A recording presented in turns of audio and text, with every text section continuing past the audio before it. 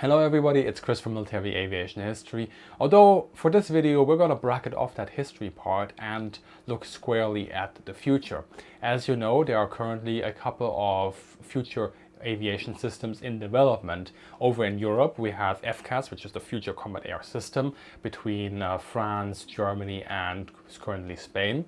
We also have Tempest, which is developed by the Brits, the Italians, and the Swedes are also getting into it. And over in America, we have, of course, NGAD, which is the Next Generation Air Dominance Program.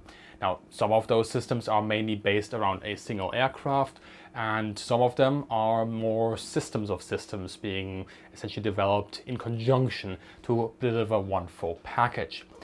And the question here is, what are we going to see in the future in the realm of military aviation?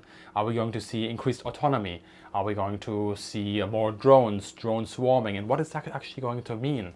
And to answer some of these questions, I have invited Dr. Ulrike Franke from the European Council on Foreign Relations. She works there on topics such as, well, German foreign and security policy, but she's also an expert on drones and specifically artificial intelligence. And she's also on the Airbus Fraunhofer expert panel, where she tackles such questions as how new emerging technologies are going to be integrated into FCAS. She can give us a fantastic account of the current development of FCAS. We're also going to touch upon Tempest. And yeah, without much further ado, let's just get right into the interview. So yeah, thank you very much, Dr. Franke, once again for being on the show and answering my questions about sixth generation aircraft this time, with drones, of course. Thank you for having me again. Yeah. So obviously nobody can predict the future, but what sort of capabilities are we most likely going to see with sixth generation aircraft, especially considering that there are probably going to be some avenues here for drones? As you were saying, no one has a crystal ball, and the question is always your timeline and also which actors you're talking about. But maybe to kind of outline a certain area of interest or of research which may end up being important. I think one important element is stealth. So systems being able to be less seen by radars or other means. This is definitely something a lot of countries are interested in. And this actually brings us immediately into the second point, which I think is extremely important, which is autonomy. Autonomy, AI-enabled autonomy. So now we may be talking about drones, if you like. Why are the two linked? Because quite often when you talk about drone systems, about remotely piloted systems, these systems are comparatively easy to detect. I mean, it's not that easy if you actually, want to build a counter-drone system, but it's still comparatively easy. And that's because of the uplink and the downlink. So, just the control links that go to the drone and the information links that come back to the pilots. So if you want to fly an unmanned system in a way that's as stealth as possible, you want to cut these links, which means you need to give the system more autonomy. So that's a kind of important development. We may be seeing more autonomous systems, therefore more unmanned systems. A third huge area of interest is in swarming. So what we're already seeing are a lot of tests with several drone systems being combined, or really several units. Swarms aren't necessarily drones, but it's just that's kind of where the development started. But they could be surface vessels, ground systems, etc. But just several units working together in a swarm. This also means AI-enabled capabilities. And I think that the next fighters or the next aircraft really may have these armed wingmen or these drone swarms accompanying it. And indeed, that's very much where some of the projects that we know of are going. So there's a Franco-German or Franco-German-Spanish program called the Future Combat Air System, FCAS, which is very much in line with this thinking, where you have a manned aircraft, fighter jet, accompanied by drone swarms. There's a next generation fighter, right, in there. That's supposed to be the aircraft. And then there's, of course, the remote carriers. And then there's also this combat cloud. And does that go into this autonomy and this interconnectedness that you were talking about? Yeah. So I think you outlined kind of the three most important parts. And it's important to realize with FCAS that this is a comparatively new development, a new project, and it is multilateral. It is French-German and French-German-Spanish now. I always say French-German and then French-German-Spanish because it started as this Franco-German project, and the Spanish are now partners, but it's primarily led by France and Germany and French and German companies. And this delays everything, by the way. I mean, not that military development is ever easy, but multilateral development makes things even harder. Still relatively in a kind of definition phase. And also we're talking about an aircraft that is supposed to fly sometime in 2040 or 2045, which means that you're dealing with a bit of an unclear threat situation by then. You know, what exactly are you facing? Who are you fighting? In what context? And of course, a difficult technological situations, because you're kind of thinking of employing technologies that aren't quite there yet, but you think by 2040 you're really able to have them. And so, yeah, FCAS has these three components: a fighter jet, which interestingly enough is planned to be manned. It has to do a lot with political reasons as well, but maybe technological too. So a manned fighter jet, accompanied by remote carriers or drone swarms, probably armed. They are somewhat in the German literature on FCAS, you rarely find anything on the armed remote carriers. In the French, they talk more about armed remote carriers. So that's interesting in and of itself. And yes, the famous combat cloud. I also love the term. And the combat cloud is basically supposed to be a system of systems where the different elements of FCAS can plug themselves in, but also communicate and work with other existing military systems. So, for instance, the AWACS, surveillance planes, other allies in systems, whether they're flying or on the ground or anything else. So yeah, this is the system of system that's, you know, difficult to develop and kind of difficult to describe, and potentially a huge cyber risk. So this is something I feel isn't really discussed enough. If you combine everything, you know, you're only as strong as your weakest link. But yeah, these are the elements of FCAS as we know them today. And again, lots of research being done on this. We're still kind of figuring it out. Staying with sort of the Eurocentric approach here, we have FCAS in Europe, Germany, or France, Germany, and then Spain, as you said. And then we have Tempest, which is the UK, Italy, and I think Sweden is starting to get into this as well now. How does Tempest figure into this debate? Is there also going to be drones linked to this system? You know, it's even worse because the Brits actually also talk about FCAS. So this is becoming an actual problem in this discussion, that we now have in Europe 2 FCAS systems. So sometimes I talk with Brits and they talk about FCAS and they actually mean the British system. I've now resorted, the other day I was talking to a British expert, and I've now resorted to talk about the British system as FCAS and the continental European as SCAF, which is the French acronym, just to differentiate between the two. So this makes all of this so much harder. This is relatively recent that the Brits really, you know, started to go with FCAS. Tempest is indeed, you know, potentially part of it. Tempest was or is a drone development and a UCAV, unmanned combat aircraft development that has also been ongoing for a while. And from what I know, and I know this development less well than I know FCAS, they are very similar in the sense that they're also talking about swarms, they're also talking about combat cloud.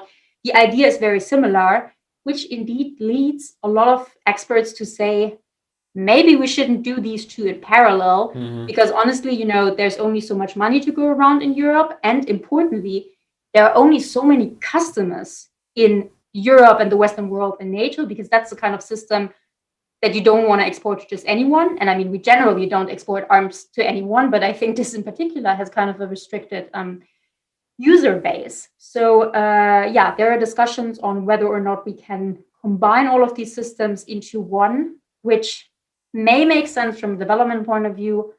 Politically, it certainly doesn't get any easier if you put in more actors. There's a question of who will develop what.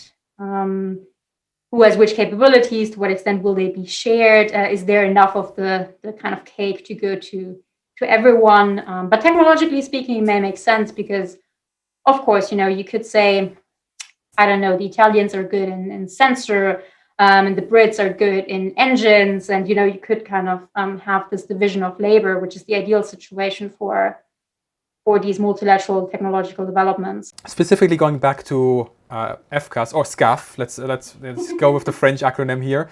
I think that's even appropriate, since this is between France, mainly Dassault, Airbus in Germany, which is half French anyway, isn't it?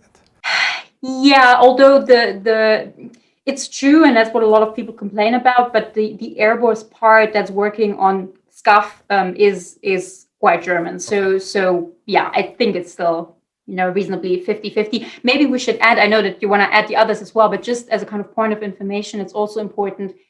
This SCAF FCAS project is one of 2 Franco-German arms procurement projects. The other one is a tank and a ground MCGS, main combat ground tank, main ground combat tank, MGCS, exactly. Yeah, tank, yeah. And this is also a Franco-German project. And the initial understanding was that France and Germany are doing these 2 together, plus maybe some other allies.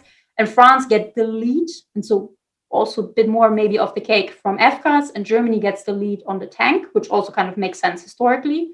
The problem now is a bit that FCAS really is becoming a huge project. We're talking billions, and the tank a bit less so. And this is why the Germans kind of feel like they're not getting their fair share or something like that. But yes, so we have in FCAS, we have Dassault and Airbus primarily, and then other also smaller firms from other places. And Dassault is supposed to get the aircraft itself, if you like. It's supposed to build the airframe and the fighter, and Airbus is looking into the combat cloud and the armed wingman or remote carriers. Yeah.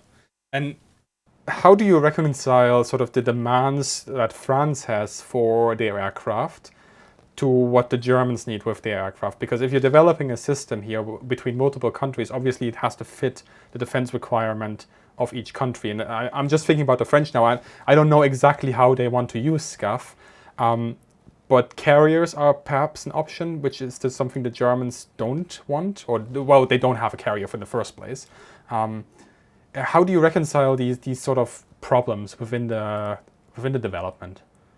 Yeah, that is a very good question, and it shows you why multilateral developments are a bit difficult. So you're right that there are some differences. Being able to start and land from an aircraft carrier is one question. I don't actually know whether this has been in any way formalized yet. France does have an aircraft carrier, Germany does not, and won't get one anytime soon.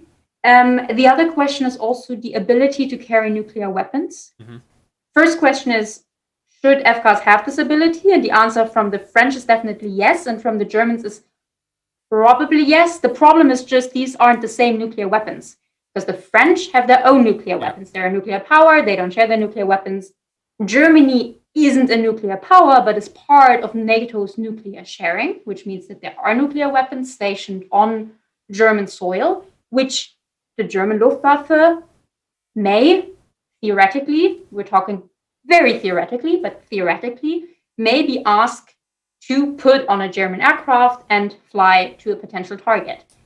And so if FCAS is supposed to do that, I mean, you need to build it in this way, and then you bring in the Americans, because this would mean that this aircraft would need to be able to carry American nuclear weapons, which means it needs to be certified for that, which may mean that you need to share very important industrial information with the Americans. And this could cause problems down the road. So how do you reconcile this? I don't know. You keep talking and you try to do this. This is really the big challenge. And you're absolutely right to put this, to point this out, and I don't have the answer. I mean, this nuclear question in Germany is a topic in its own right. I mean, I've already spoken with my own audience about this with nukleare Teilhabe and Panavia Tornado Nachfolger, about the replacement for that. It's a big issue, so we'll see where that progresses to. Sort of as a final question on this issue, I want to go back to drones here. how much of this swarming that we're talking about is simply a reflection of the, I'll call it the fashion of the time? Drone swarms are definitely kind of the talk of the town at the moment. I tend to believe that this is largely warranted, because if you can actually figure out how to fly drone swarms, this really gives you potentially quite attractive new novel military capabilities.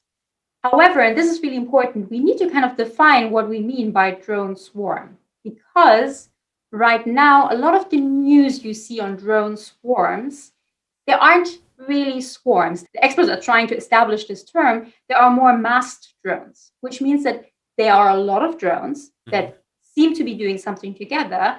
However, these systems are almost always pre-programmed or somehow, piloted remotely. So, for instance, you may have seen, especially now at New Year's Eve, you had these amazing drone shows as a replacement for fireworks, and you had thousands of drones in the sky, not just in China, which is quite strong on this, but in London and all of that.